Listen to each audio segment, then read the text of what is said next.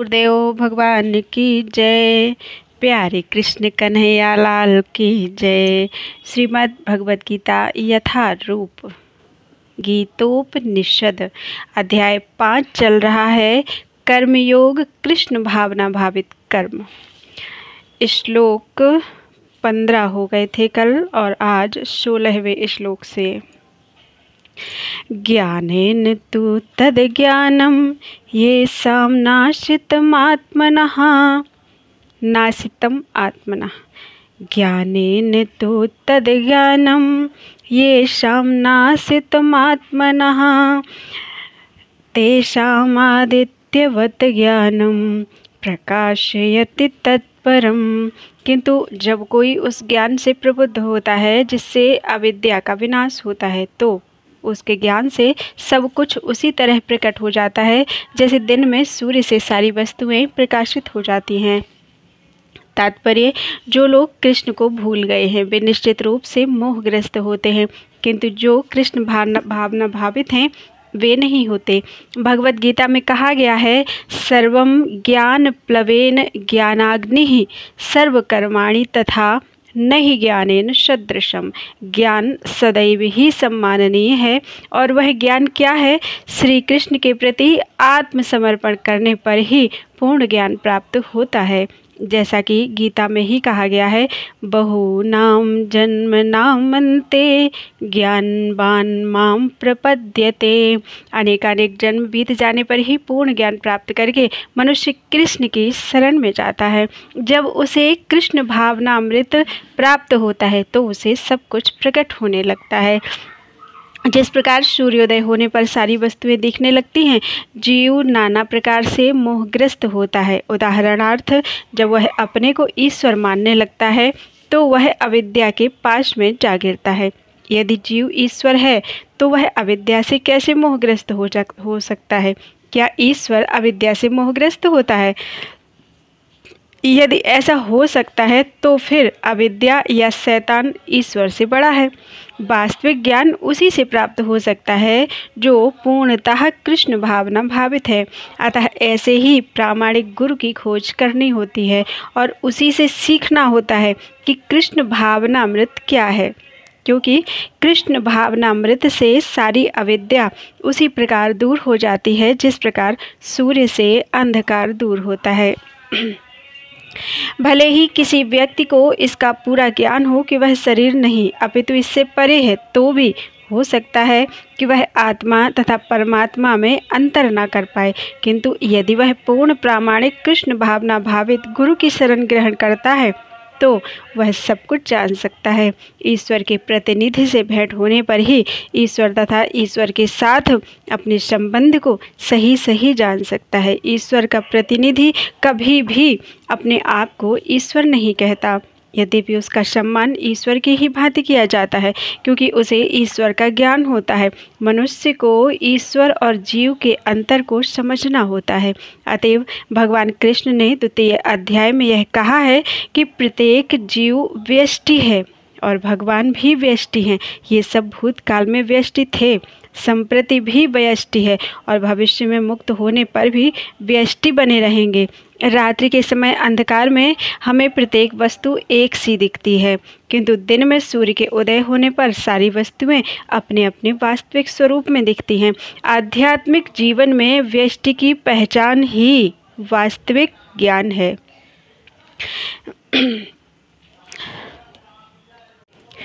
तद्बुद्धयः तदात्मानः तन्निष्ठा तत्परायणाः गच्छन्ति पुनरावृत्तिं ज्ञाननिर्धूतकल्मषाः।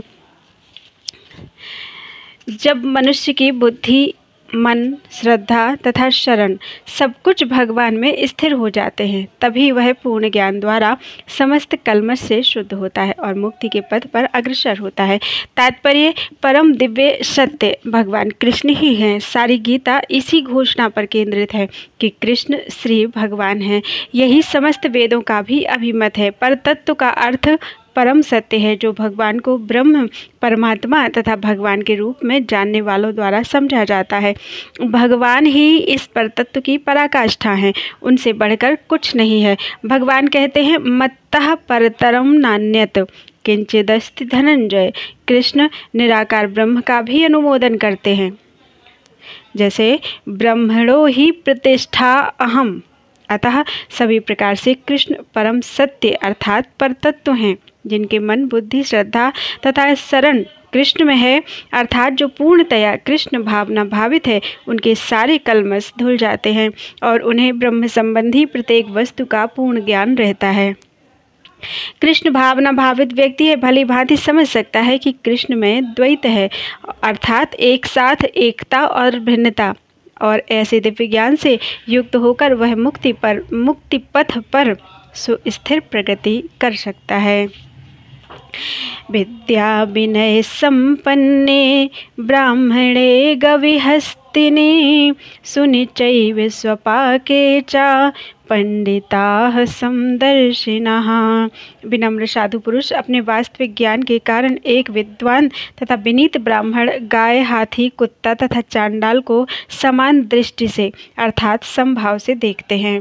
तात्पर्य, कृष्ण भावना भावित व्यक्ति योनि या जाति में भेद नहीं मानता। सामाजिक दृष्टि से ब्राह्मण तथा चांडाल भिन्न भिन्न हो सकते हैं, अथवा योनि के अनुसार कुत्ता, गाय तथा हाथी भिन्न हो सकते हैं, किंतु विद्वान योगी की दृष्टि में ये शरीरगत भेद अर्थहीन होते हैं। इसका कारण परमेश्वर से उनका संबंध है और परमेश्वर परमात्मा रूप में हर एक के हृदय में स्थित है। परम सत्य का ऐसा ज्ञान वास्तविक अर्थात यथार्थ ज्ञान है। जहाँ तक विभिन्न जातियाँ या विभिन्न योनियों में शरीर का संबंध है, भगवान सबों पर समान रूप से दयालु हैं, क्योंकि वे प्रत्येक जीव को अपना मित्र मानते हैं। फिर भी जीवों की समस्त परिस्थितियों में वे अपना परमात्मा स्वरूप बनाए रखते हैं। परमात्मा रूप में भगवान चांडाल तथा ब्राह्मण दोनों में उपस्थित रहते हैं। यद्यपि इन दोनों के शरीर एक से नहीं होते, शरीर तो प्रकृति के गुणों के द्वारा उत्पन्न हुए हैं, किंतु शरीर के भीतर आत्मा तथा परमात्मा समान आध्यात्मिक गुण वाले हैं। परंतु आत्मा तथा परमात्मा की यह समानता उन्हें मात्रात्मक दृष्टि से समान नहीं बनाती, क्योंकि व्यष्टि आत्मा किसी विशेष शरीर में उपस्थित होता है, किंतु परमात्मा प्रत्येक शरीर में है। कृष्ण भावना भावित व्यक्ति को इसका पूर्ण ज्ञान होता है, इसीलिए वह सचमुच ही विद्वान तथा समदर्शी होता है। आत्मा तथा परमात्मा की लक्षण समान है, क्योंकि दोनों चेतन, शाश्वत तथा आनंदमय हैं, किंतु अंतर इतना ही है कि आत्मा शरीर की सीमा के भीतर सचेतन रहता है, जबकि परमात्मा सभी शरीरों में सचेतन है। परमात्मा बिना किसी भेदभाव के सभी शरीरों में विद्यमान है। इहैवतैर्जितः सर्गो येषां साम्ये स्थितं मनः निर्दोषं हि समं ब्रह्म तस्माद् ब्रह्मणि ते स्थितः। जिनके मन एकत्व तथा क्षमता में स्थित हैं, उन्होंने जन्म तथा मृत्यु के बंधनों को पहले ही जीत लिया है। वे ब्रह्म के समान निर्दोष हैं तथा सदा ब्रह्म में ही स्थित रहते हैं। तात्पर्य, जैसा कि ऊपर कहा गया है, मानसिक समता आत्म साक्षात्कार का लक्षण है। जिन्होंने ऐसी अवस्था प्राप्त कर ली है, उन्हें भौतिक बंधनों पर, विशेषतया जन्म तथा मृत्यु पर विजय प्राप्त किए हुए मानना चाहिए। जब तक मनुष्य शरीर को आत्मस्वरूप मानता है, वह बद्ध जीव माना जाता है, किंतु जीव ही वह आत्म साक्षात्कार द्वारा समचित्तता की अवस्था को प्राप्त कर लेता है, वह बद्ध जीवन से मुक्त हो जाता है।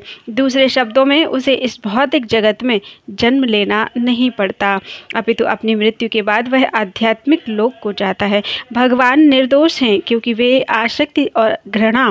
आसक्ति अथवा घृणा से रहित हैं। इसी प्रकार जब जीव आसक्ति अथवा घृणा से रहित होता है, तो वह भी निर्दोष बन जाता है और बैकुंठ जाने का अधिकारी हो जाता है।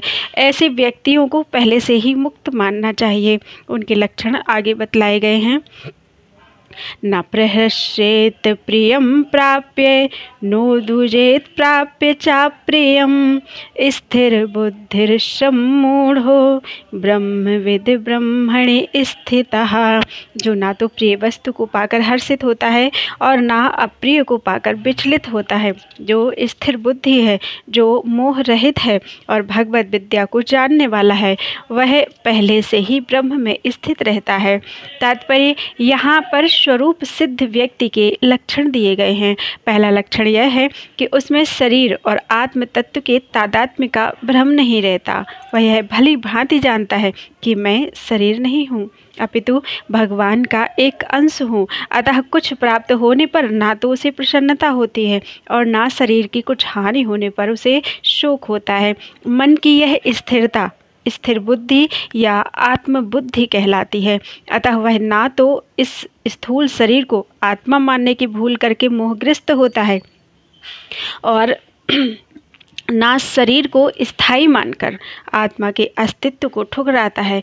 इस ज्ञान के कारण वह परम सत्य अर्थात ब्रह्म, परमात्मा तथा भगवान के ज्ञान को भली भांति जान लेता है। इस प्रकार वह अपने स्वरूप को जानता है और परब्रह्म से हर बात में तदाकार होने का कभी यत्न नहीं करता। इसे ब्रह्म साक्षात्कार या आत्म साक्षात्कार कहते हैं। ऐसी स्थिर बुद्धि कृष्ण भावनामृत कहलाती है। बाह्य स्पर्शेष्वशक्तात्मा विन्दत्यात्मनि यत् सुखं स ब्रह्म योग युक्तात्मा सुखमक्षयमश्नुते। ऐसा मुक्त पुरुष भौतिक इंद्रिय सुख की ओर आकृष्ट नहीं होता, अपितु सदैव समाधि में रहकर अपने अंतर में आनंद का अनुभव करता है। इस प्रकार स्वरूप सिद्ध व्यक्ति परब्रह्म में एकाग्र चित्त होने के कारण असीम सुख भोगता है।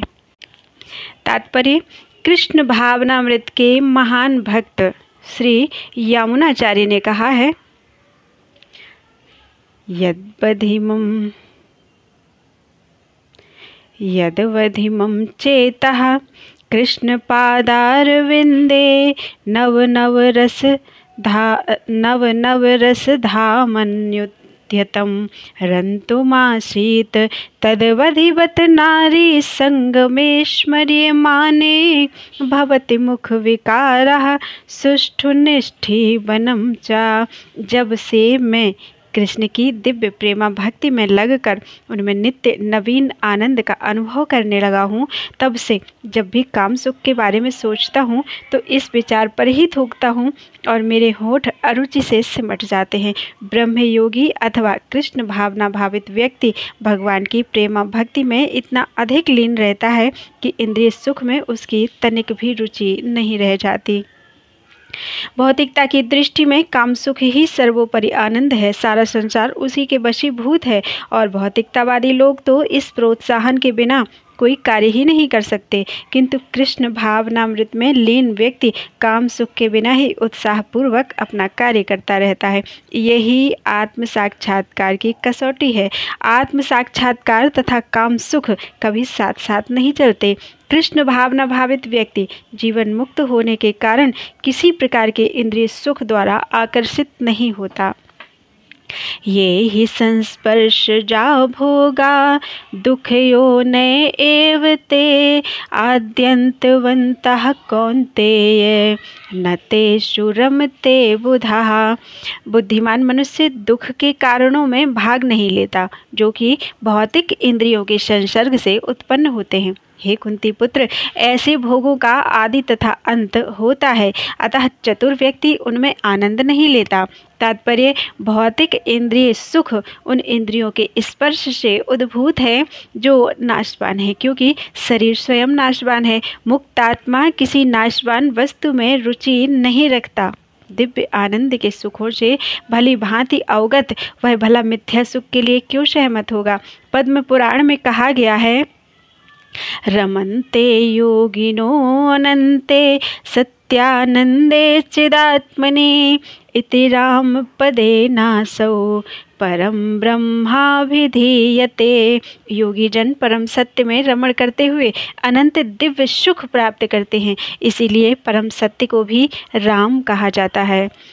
नायम देह, भागवत में भी कहा गया है, नायम देहो देह भाजाम नृलोके कष्टान कामान न रहते बिड्भुजाम ये तपो दिव्यम पुत्र कायेन सत्वम सुधयेद यस्माद् ब्रह्म सौख्यम त्वनंतम। हे पुत्रो, इस मनुष्य योनि में इंद्रिय सुख के लिए अधिक श्रम करना व्यर्थ है। ऐसा सुख तो सूकरों को भी प्राप्य है। इसकी अपेक्षा तुम्हें इस जीवन में तप करना चाहिए, जिससे तुम्हारा जीवन पवित्र हो जाए और तुम असीम दिव्य सुख प्राप्त कर सको। अतः जो यथार्थ योगी या दिव्य ज्ञानी हैं, वे इंद्रिय सुखों की ओर आकृष्ट नहीं होते, क्योंकि ये निरंतर भव रोग के कारण हैं। जो भौतिक सुख के प्रति जितना ही आसक्त होता है, उसे उतने ही अधिक भौतिक दुख मिलते हैं। शक्नोति हैव यः सोढुं प्राक् शरीर विमोक्षणात् काम क्रोधोद्भवं वेगं सयुक्तः स सुखी नरः। यदि इस शरीर को त्यागने के पूर्व कोई मनुष्य इंद्रियों के वेगों को सहन करने तथा इच्छा एवं क्रोध के वेग को रोकने में समर्थ होता है, तो वह इस संसार में सुखी रह सकता है। तात्पर्य, यदि कोई आत्म साक्षात्कार के पथ पर अग्रसर होना चाहता है, तो उसे भौतिक इंद्रियों के वेग को रोकने का प्रयत्न करना चाहिए। ये वेग हैं वाणी वेग, क्रोध वेग, मनोवेग, उदर वेग, उपस्थ वेग तथा जिह्वा वेग। जो व्यक्ति इन विभिन्न इंद्रियों के वेगों को तथा मन को वश में करने में समर्थ है, वह गोस्वामी या स्वामी कहलाता है। ऐसे गोस्वामी नितांत संयमित जीवन बताते हैं और इंद्रियों के वेगों का तिरस्कार करते हैं। भौतिक इच्छाएं पूर्ण ना होने पर क्रोध उत्पन्न होता है और इस प्रकार मन, नेत्र तथा वक्षस्थल उत्तेजित होते हैं। अतः इस शरीर का परित्याग करने के पूर्व मनुष्य को इन्हें बस में करने का अभ्यास करना चाहिए। जो ऐसा कर सकता है वह स्वरूप सिद्ध माना जाता है और आत्म साक्षात्कार की अवस्था में वह सुखी रहता है। योगी का कर्तव्य है कि वह इच्छा तथा क्रोध को वश में करने का भरसक प्रयत्न करे। यो अंतः सुखोऽन्तराम रामस्तथान्त ज्योतिरेव यः। फिर से पढ़ देते हैं। यो अंतः सुखोऽन्तरा यो अंतः सुखो अंतरा रामस्तथान्त ज्योतिरेव यः स योगी ब्रह्म निर्वाणं ब्रह्मभूतोऽधिगच्छति। इसका हम शब्दार्थ भी पढ़ देते हैं। जैसे यो अंतः सुखो अंतरा, तो यह मीन्स जो अंतः सुख मीन्स अंतर में सुखी, अंतः आरामः अंतर में रमण करने वाला, अंतर्मुखी, तथा मीन्स और, अंतः ज्योति ही मीन्स भीतर भीतर लक्ष्य करते हुए, एव मीन्स निश्चय ही, यह मीन्स जो कोई, सह मीन्स वह योगी, ब्रह्म निर्वाणम माने परब्रह्म में मुक्ति, ब्रह्मभूतः माने स्वरूप सिद्ध, अधिगच्छति मीन्स प्राप्त करता है। जो अंतःकरण में सुख का अनुभव करता है, जो कर्मठ है और अंतःकरण में ही रमण करता है तथा जिसका लक्ष्य अंतर्मुखी होता है, वह सचमुच पूर्ण योगी है। वह परब्रह्म में मुक्ति पाता है और अंत तो गत्वा ब्रह्म को प्राप्त होता है। तात्पर्य, जब तक मनुष्य अपने अंतःकरण में सुख का अनुभव नहीं करता, तब तक भला बाह्य सुख को प्राप्त कराने वाली बाह्य क्रियाओं से वह कैसे छूट सकता है। मुक्त पुरुष वास्तविक अनुभव द्वारा सुख भोगता है। अतः वह किसी भी स्थान में मौन भाव से बैठकर अंतःकरण में जीवन के कार्यकलापों का आनंद लेता है। ऐसा मुक्त पुरुष कभी बाह्य भौतिक सुख की कामना नहीं करता। यह अवस्था ब्रह्मभूत कहलाती है, जिसे प्राप्त करने पर भगवत धाम जाना निश्चित है। लभन्ते ब्रह्म निर्वाणं मृषयः क्षीणकल्मषाः छिन्नद्वैधायतात्मानः सर्वभूतहिते रताः। जो लोग संशय से उत्पन्न होने वाले द्वैत से परे हैं, जिनके मन आत्म साक्षात्कार में रत हैं, जो समस्त जीवों के कल्याणकारी में करने में सदैव व्यस्त रहते हैं और जो समस्त पापों से रहित हैं, वे ब्रह्म निर्वाण अर्थात मुक्ति को प्राप्त होते हैं।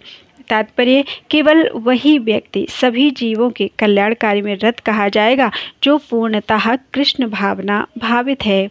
जब व्यक्ति को यह वास्तविक ज्ञान हो जाता है कि कृष्ण ही सब वस्तुओं के उद्गम हैं, तब वह जो भी कर्म करता है सबों के हित को ध्यान में रखकर करता है। परम भोक्ता, परम नियंता तथा परम सखा कृष्ण को भूल जाना मानवता के क्लेशों का कारण है। अतः समग्र मानवता के लिए कार्य करना सबसे बड़ा कल्याण कार्य है। कोई भी मनुष्य ऐसे श्रेष्ठ कार्य में तब तक नहीं लग पाता जब तक वह स्वयं मुक्त ना हो। कृष्ण भावना भावित मनुष्य के हृदय में कृष्ण की सर्वोच्चता पर बिल्कुल संदेह नहीं रहता। वह इसलिए संदेह नहीं करता क्योंकि वह समस्त पापों से रहित होता है। ऐसा है यह दैवी प्रेम। जो व्यक्ति मानव समाज का भौतिक कल्याण करने में ही व्यस्त रहता है, वह वास्तव में किसी की भी सहायता नहीं कर सकता। शरीर तथा मन की क्षणिक खुशी संतोषजनक नहीं होती। जीवन संघर्ष में कठिनाइयों का वास्तविक कारण मनुष्य द्वारा परमेश्वर से अपने संबंध की विस्मृति में ढूंढा जा सकता है। जब मनुष्य कृष्ण के साथ अपने संबंध के प्रति पूर्णतया सचेष्ट रहता है तो वह वास्तव में मुक्तात्मा होता है, भले ही वह भौतिक शरीर के जाल में फंसा हो। काम क्रोध विमुक्त तानां यतीनां यत चेतसां अभितो ब्रह्म निर्वाणं वर्तते विदितात्मनां। जो क्रोध तथा समस्त भौतिक इच्छाओं से रहित है, जो स्वरूप सिद्ध आत्म संयमी है और संसिद्धि के लिए निरंतर प्रयास करते हैं, उनकी मुक्ति निकट भविष्य में सुनिश्चित है। तात्पर्य, मोक्ष के लिए सतत प्रयत्नशील रहने वाले साधु पुरुषों में से जो कृष्ण भावना भावित होता है वह सर्वश्रेष्ठ है। इस तथ्य की पुष्टि भागवत में इस प्रकार हुई है। यत पाद पंकज पलाश विलास भक्त्या कर्माशयम ग्रथितम ग्रथयन्ति संतः तद्वन्न रिक्तमतयो यतयो विरुद्धः स्रोतो गणास्तम्रम तमरणं भज वासुदेवम। भक्तिपूर्वक भगवान वासुदेव की पूजा करने का प्रयास तो करो। बड़े से बड़े साधु पुरुष भी इंद्रियों के वेग को उतनी कुशलता से रोक पाने में समर्थ नहीं हो पाते जितना कि वे जो सकाम कर्मों की तीव्र इच्छा को समूल नष्ट करके और भगवान के चरण कमलों की सेवा करके दिव्य आनंद में लीन रहते हैं। बद्ध जीव में कर्म के फलों को भोगने की इच्छा इतनी बलवती होती है कि ऋषियों मुनियों तक के लिए कठोर परिश्रम के बावजूद ऐसी इच्छाओं को वश में करना कठिन होता है। जो भगवत भक्त कृष्ण चेतना में निरंतर भक्ति करता है और आत्म साक्षात्कार में सिद्ध होता है, वह शीघ्र ही मुक्ति प्राप्त करता है।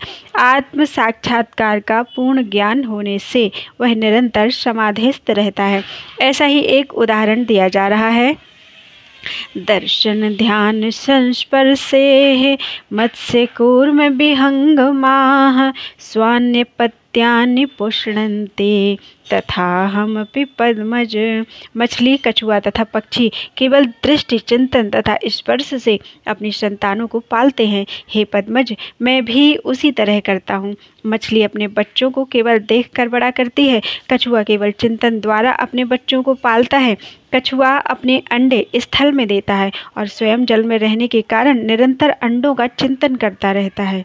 इसी प्रकार भगवत भक्त भगवत धाम से दूर स्थित रहकर भी भगवान का चिंतन करके कृष्ण भावनामृत द्वारा उनके धाम पहुंच सकता है। उसे भौतिक क्लेशों का अनुभव नहीं होता। यह जीवन अवस्था ब्रह्म निर्वाण अर्थात भगवान में निरंतर लीन रहने के कारण भौतिक कष्टों का अभाव कहलाती है। स्पर्शान् कृत्वा बहिर्बाह्यांश्च चक्षुषैवान्तरे चक्षुश्चैवान्तरे भ्रुवोः प्राणापानौ समौ कृत्वा नासाभ्यन्तरचारिणौ यतेन्द्रिये मनोबुद्धिर्मुनिर्मोक्षपरायणः विगतेच्छा भयक्रोधो यः सदा मुक्त एव सः। समस्त इंद्रिय विषयों को बाहर करके, दृष्टि को भौहों के मध्य में केंद्रित करके, प्राण तथा अपान वायु को नथनों के भीतर रोककर और इस तरह मन इंद्रियों तथा बुद्धि को वश में करके जो मोक्ष को लक्ष्य बनाता है, वही योगी इच्छा भय तथा क्रोध से रहित हो जाता है। जो निरंतर इस अवस्था में रहता है वह अवश्य ही मुक्त है। तात्पर्य, कृष्ण भावनामृत में रत होने पर मनुष्य तुरंत ही अपने आध्यात्मिक स्वरूप को जान लेता है, जिसके पश्चात भक्ति के द्वारा वह परमेश्वर को समझता है। जब मनुष्य भक्ति करता है तो वह दिव्य स्थिति को प्राप्त होता है और अपने कर्म क्षेत्र में भगवान की उपस्थिति का अनुभव करने योग्य हो जाता है। यह विशेष स्थिति मुक्ति कहलाती है। मुक्ति विषयक उपर्युक्त सिद्धांतों का प्रतिपादन करके श्री भगवान अर्जुन को यह शिक्षा देते हैं कि मनुष्य किस प्रकार अष्टांग योग का अभ्यास करके इस स्थिति को प्राप्त होता है। यह अष्टांग योग 8 विधियों यम, नियम, आसन, प्राणायाम, प्रत्याहार, धारणा, ध्यान तथा समाधि में विभाजित है। 6ठे अध्याय में योग के विषय में विस्तृत व्याख्या की गई है। 5वें अध्याय के अंत में तो इसका प्रारंभिक विवेचन ही दिया गया है। योग में प्रत्याहार विधि से शब्द, स्पर्श, रूप, स्वाद तथा गंध का निराकरण करना होता है और तब दृष्टि को दोनों भौहों के बीच लाकर अध खुली पलकों से उसे नासाग्र पर केंद्रित करना पड़ता है। आंखों को पूरी तरह बंद करने से कोई लाभ नहीं होता, क्योंकि तब सो जाने की संभावना रहती है। ना ही आंखों को पूरा खुला रखने से कोई लाभ है, क्योंकि तब तो इंद्रिय विषयों द्वारा आकृष्ट होने का भय बना रहता है। नथनों के भीतर श्वास की गति को रोकने के लिए प्राण तथा अपान वायुओं को सम किया जाता है। ऐसे योगाभ्यास से मनुष्य अपनी इंद्रियों के ऊपर नियंत्रण प्राप्त करता है, बाह्य इंद्रिय विषयों से दूर रहता है और अपनी मुक्ति की तैयारी करता है। इस योग विधि से मनुष्य समस्त प्रकार के भय तथा क्रोध से रहित हो जाता है और परमात्मा की उपस्थिति का अनुभव करता है। दूसरे शब्दों में कृष्ण भावनामृत योग के सिद्धांतों को संपन्न करने की सरलतम विधि है। अगले अध्याय में इसकी विस्तार से व्याख्या होगी, किंतु कृष्ण भावना भावित व्यक्ति सदैव भक्ति में लीन रहता है, जिससे उसकी इंद्रियों के अन्यत्र प्रवृत्त होने का भय नहीं रह जाता। अष्टांग योग की अपेक्षा इंद्रियों को वश में करने की यह अधिक उत्तम विधि है। भोक्तारं यज्ञ तपसां सर्वलोक महेश्वरं सुहृदं सर्वभूतानां ज्ञात्वा मां शान्तिमृच्छते। मुझे समस्त यज्ञों तथा तपस्याओं का परम भोक्ता, समस्त लोकों तथा देवताओं का परमेश्वर एवं समस्त जीवों का उपकारी एवं हितैषी जानकर मेरे भावनामृत से पूर्ण पुरुष भौतिक दुखों से शांति लाभ करता है। माया तात्पर्य, माया के वशीभूत सारे बद्ध जीव इस संसार में शांति प्राप्त करने के लिए उत्सुक रहते हैं, किंतु भगवद गीता के इस अंश में वर्णित शांति के सूत्र को वे नहीं जानते। शांति का सबसे बड़ा सूत्र यही है कि भगवान कृष्ण समस्त मानवीय कर्मों के भोक्ता हैं। मनुष्यों को चाहिए कि प्रत्येक वस्तु भगवान की दिव्य सेवा में अर्पित कर दें, क्योंकि वे ही समस्त लोकों तथा उनमें रहने वाले देवताओं के स्वामी हैं। उनसे बड़ा कोई नहीं है। वे बड़े से बड़े देवता शिव तथा ब्रह्मा से भी महान हैं। वेदों में अर्थात श्वेताश्वर उपनिषद में भगवान को तमीश्वराणाम परमम महेश्वरम कहा गया है। माया के वशीभूत होकर सारे जीव सर्वत्र अपना प्रभुत्व जताना चाहते हैं, लेकिन वास्तविकता तो यह है कि सर्वत्र भगवान की माया का प्रभुत्व है। भगवान प्रकृति अर्थात माया के स्वामी हैं और बद्ध जीव प्रकृति के कठोर अनुशासन के अंतर्गत है। जब तक कोई इन तथ्यों को समझ नहीं लेता, तब तक संसार में व्यष्टि या समष्टि रूप से शांति प्राप्त कर पाना संभव नहीं है। कृष्ण भावनामृत का यही अर्थ है। भगवान कृष्ण परमेश्वर हैं तथा देवताओं सहित सारे जीव उनके आश्रित हैं। पूर्ण कृष्ण भावनामृत में रहकर ही पूर्ण शांति प्राप्त की जा सकती है। यह 5वां अध्याय कृष्ण भावनामृत की, जिसे सामान्यतया कर्म योग कहते हैं, व्यावहारिक व्याख्या है। यहाँ पर इस प्रश्न का उत्तर दिया गया है कि कर्मयोग से मुक्ति किस तरह प्राप्त होती है। कृष्ण भावनामृत में कार्य करने का अर्थ है परमेश्वर के रूप में भगवान के पूर्ण ज्ञान के साथ कर्म करना। ऐसा कर्म दिव्य ज्ञान से भिन्न नहीं होता। प्रत्यक्ष कृष्ण भावनामृत भक्ति योग है और ज्ञान योग वह पथ है जिससे भक्ति योग प्राप्त किया जाता है। कृष्ण भावनामृत का अर्थ है परमेश्वर के साथ अपने संबंध का पूर्ण ज्ञान प्राप्त करके कर्म करना, और इस चेतना की पूर्णता का अर्थ है कृष्ण या श्री भगवान का पूर्ण ज्ञान। शुद्ध जीव भगवान के अंश के रूप में ईश्वर का शाश्वत दास है। वह माया पर प्रभुत्व जताने की इच्छा से ही माया के संपर्क में आता है और यही उसके कष्टों में मूल कारण है, उसके कष्टों का मूल कारण है। जब तक वह पदार्थ के संपर्क में रहता है उसे भौतिक आवश्यकताओं के लिए कर्म करना पड़ता है, किंतु कृष्ण भावनामृत उसे पदार्थ की परिधि में स्थित होते हुए भी आध्यात्मिक जीवन में ले आता है, क्योंकि भौतिक जगत में भक्ति का अभ्यास करने पर जीव का दिव्य स्वरूप पुनः प्रकट होता है। जो मनुष्य जितना ही प्रगत है वह उतना ही पदार्थ के बंधन से मुक्त रहता है। भगवान किसी का पक्षपात नहीं करते। यह तो कृष्ण भावनामृत के लिए व्यक्तिगत व्यवहारिक कर्तव्य पालन पर निर्भर करता है, जिससे मनुष्य इंद्रियों पर नियंत्रण प्राप्त करके इच्छा तथा क्रोध के प्रभाव को जीत लेता है, और जो कोई उपर्युक्त कामेच्छाओं को वश में करके कृष्ण भावनामृत में दृढ़ रहता है वह ब्रह्म निर्वाण या दिव्य अवस्था को प्राप्त होता है। कृष्ण भावनामृत में अष्टांग योग पद्धति का स्वयमेव अभ्यास होता है, क्योंकि इससे अंतिम लक्ष्य की पूर्ति होती है। यम, नियम, आसन, प्राणायाम, प्रत्याहार, धारणा, ध्यान तथा समाधि के अभ्यास द्वारा धीरे धीरे प्रगति हो सकती है, किंतु भक्ति योग में तो ये प्रस्तावना के स्वरूप हैं, क्योंकि केवल इसी से मनुष्य को पूर्ण शांति प्राप्त हो सकती है।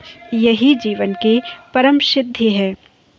इस प्रकार श्रीमद् भगवद गीता के 5वें अध्याय कर्म योग अर्थात कृष्ण भावना भावित कर्म का भक्ति वेदांत तात्पर्य पूर्ण हुआ।